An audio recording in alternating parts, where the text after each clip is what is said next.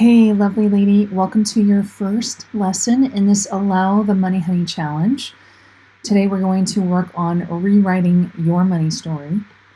And again, I want to remind you, it's going to be really important because I move fast and I get results for people when I'm working with them, right? All of our members, all my clients, they all get results because they do the work.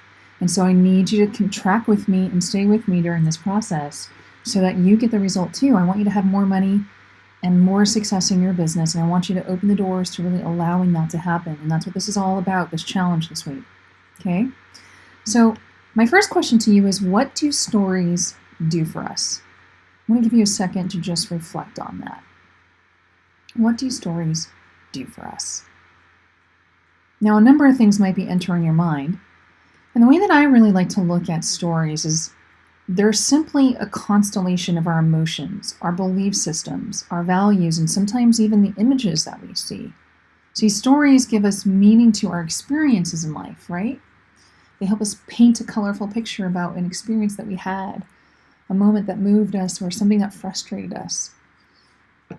So, what I find interesting about stories is that when we experience something that's really emotionally charged, there's some stuff that's happening in our brain. See, our brain, yep, let's take a look at it. Our brain, your brain, there's some stuff that's going on. And specifically what's happening is it's releasing neurochemicals. And the neurochemical that's most released is called dopamine, okay? And neurochemicals are being released into your body when we tell ourselves stories, specifically emotionally charged stories. So ultimately, your beliefs, your thoughts, your values are truly being controlled by your body and therefore your life. And here's the thing, just like any other chemical or drug, okay, we can become addicted. Now, let's just ground this into an example for a moment. All right, have you ever had an experience where you were so moved by something in your life? Maybe it was the Grand Canyon or a song that you heard or your baby. It could be a number of things, right? But you were so emotionally charged and so moved by this that all of the hairs on your arms raised up. Have you ever had that? Everyone I asked this question to says yes. Okay, now my question to you is, did you look down at the hair on your arms and say, hairs, I want you to raise up? No, of course you didn't, right? You didn't think about any of that controlled bodily response. What was happening was that your brain took over based on the thoughts, the beliefs, the values that you assigned, right? You made an interpretation about that specifically emotionally charged event, or we could call it a story, okay? And because it had an emotional charge to you, your brain released that dopamine that we just talked about into your body, which controls your bodily response. So your brain, I like to say, is the computer that's filtering all of your thoughts, your beliefs, kind of like Google, right? And then it's putting out, it's delivering into your body, which I consider the machine, what's going to happen for your life. So your thoughts are truly controlling your body, your life. The thoughts that you had around that emotionally charged experience that raised the hair up on your arms, it was controlling your life. It's a simple example, but it's profound.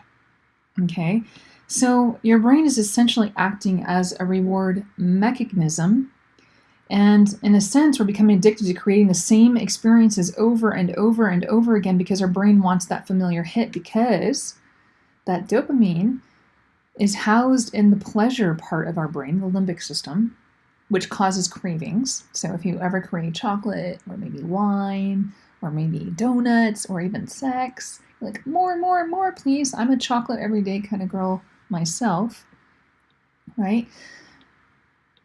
But even when something like that we would assign as being horrible would happen, our brain can still experience that as pleasure because the brain is releasing dopamine. Regardless, it doesn't discriminate. It's not discriminating against horrible or wonderful. It just gets the emotional charge and it releases the dopamine.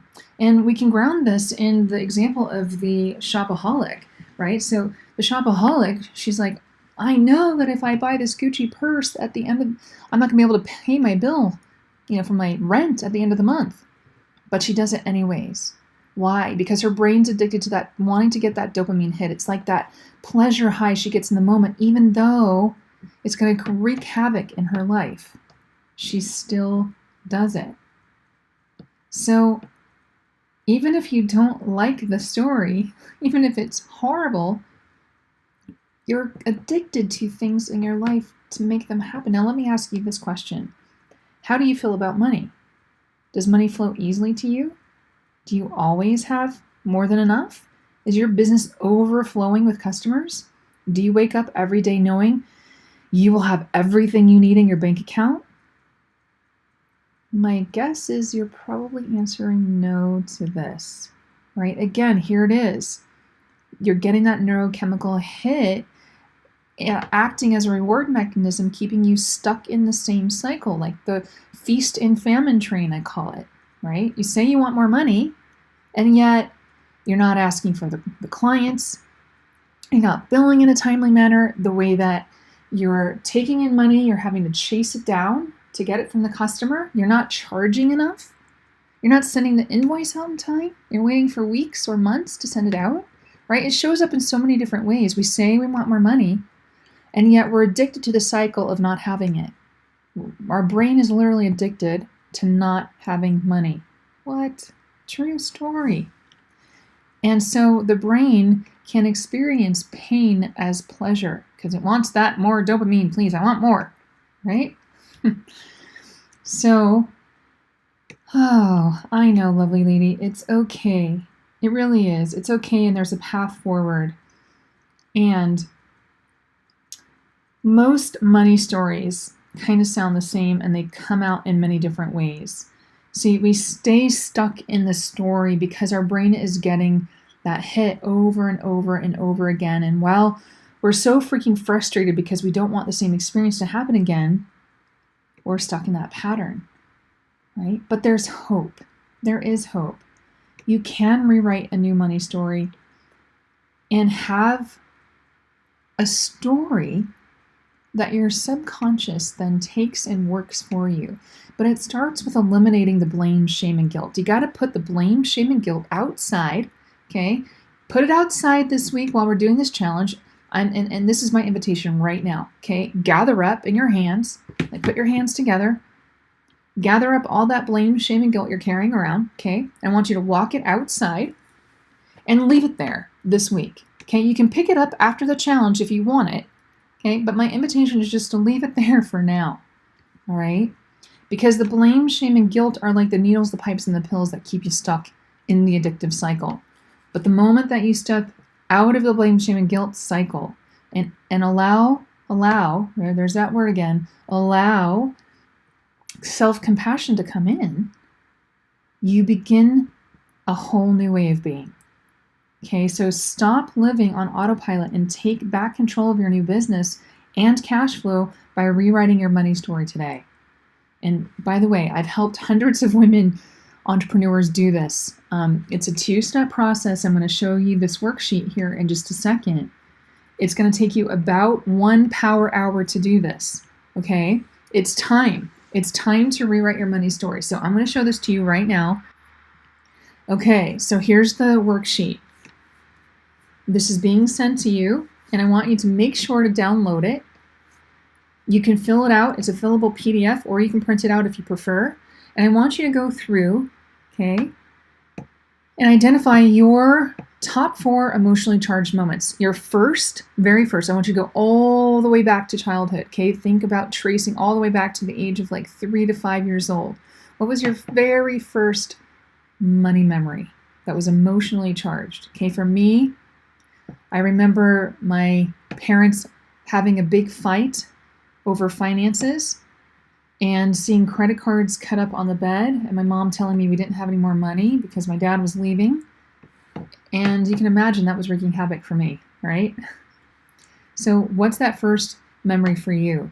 And then what's the most recent, the most current emotionally charged money memory? What's the best emotionally charged money memory? And what's the worst? Now, some of these memories might be the same. That's okay. But I want you to really go back through and think through this, right? Then there's a whole process. I'm not going to walk you through all of this. You can read it through it yourself. But there's a whole process that I walk you through to get to your new money story. Okay? So off you go. This is your first task. And I want you to then head over to the Facebook group and tell me how you did. And share your new money story with us, okay? All right, good luck. Have fun. We're here for you.